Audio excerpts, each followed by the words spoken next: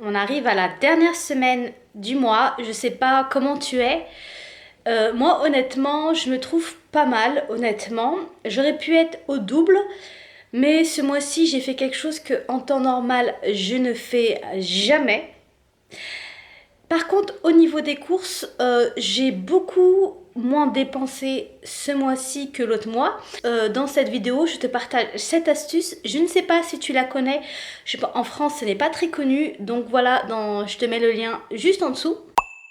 Je t'ai dit que j'ai plus 150 € pour tenir environ 10 jours, mais en réalité, j'ai plus. En fait, ce mois-ci, j'ai fait, quelque sorte, je pense que j'ai fait une erreur. C'est que je me suis payé une formation d'à peu près 1000 € et il a été convenu que je paye en plusieurs fois. Donc ce n'est pas un organisme bancaire, mais je dois quand même payer tous les mois. Et en fait, j'ai eu ce stress déjà de ne pas finir à découvert, mais en plus de laisser assez d'argent de côté pour payer cette formation. Et en fait, la prochaine fois, je ferai pas ça. La prochaine fois, je mettrai d'abord l'argent de côté. Sur 4 mois, j'économiserai. Et ensuite, je ferai la formation. Là, ça me fait un stress. Mais en fait, ça me rend vulnérable. J'ai l'impression de pas être libre et j'ai l'impression, en fait, d'être enchaînée.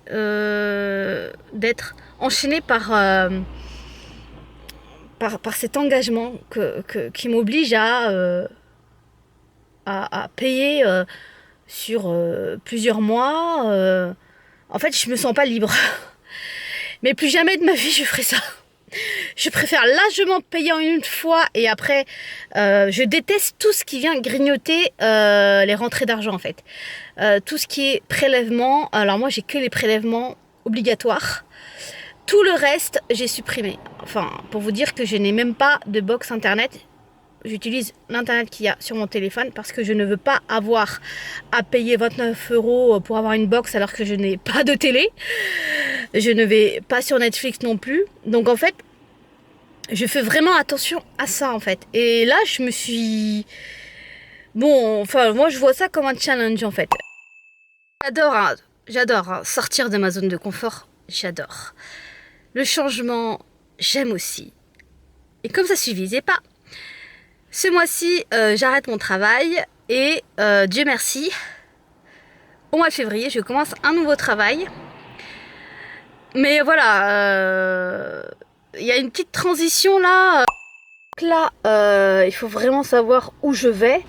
Donc au niveau des courses, pour être dans mon budget, et je dois être à 35 € de courses.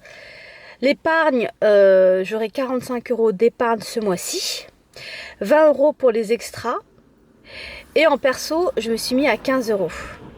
Donc en fait, ça fait que je ne vais pas dépasser 150 €. Donc là, j'ai 12 jours à tenir.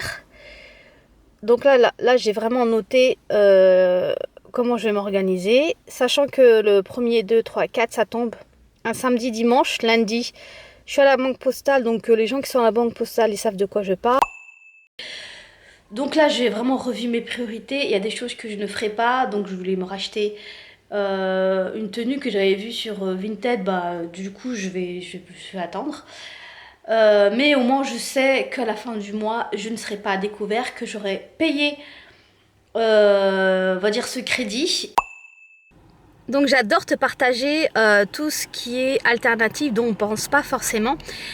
Et ça, c'est vraiment pour cibler pour les personnes qui travaillent mais qui ont un très petit budget. Et c'est un endroit où ça permet de se ressourcer, de se déconnecter. D'ailleurs, le téléphone n'est pas autorisé. Et c'est en pleine nature, donc je crois que c'est dans un château. Je sais pas ce que tu en penses du tarif. En fait, on est logé, nourri, c'est 150 €. D'ailleurs, je partagerai dans ce book tous les astuces qui sont ciblées pour les personnes qui ont un très petit salaire.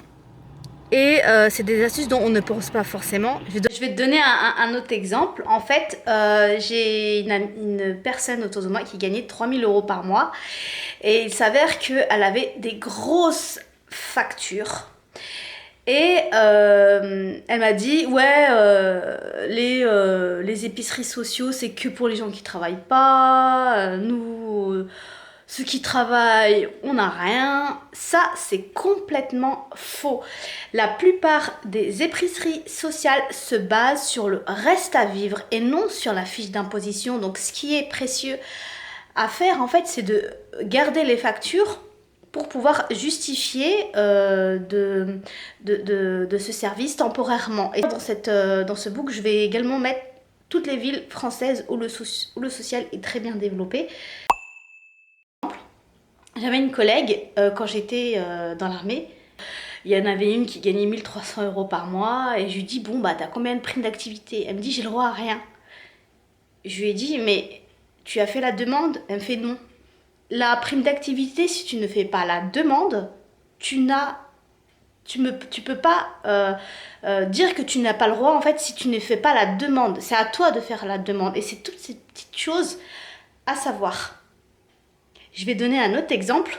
En fait, ce fut un temps, j'habitais à Ploénour-Ménez, dans un endroit très mal desservi.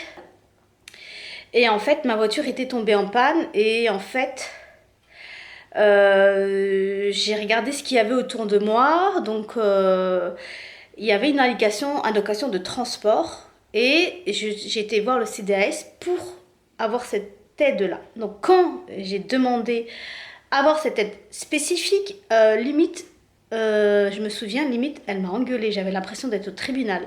Je me souviens d'avoir fait une lettre à la commission en expliquant ce pourquoi de l'aide. Le contrôle technique avait été fait, ça tombe au mauvais moment, je suis en recherche, j'étais en formation à ce moment-là et tout, et je me souviens que cette personne m'avait très mal reçue dans la mesure où, comme si je prenais quelque chose qu'il ne fallait pas que je prenne en fait, alors que c'est dans un droit qui doit être mis en avant.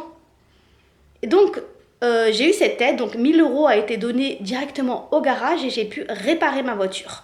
Et c'est tout ça que j'ai envie de mettre dans ce guide-là.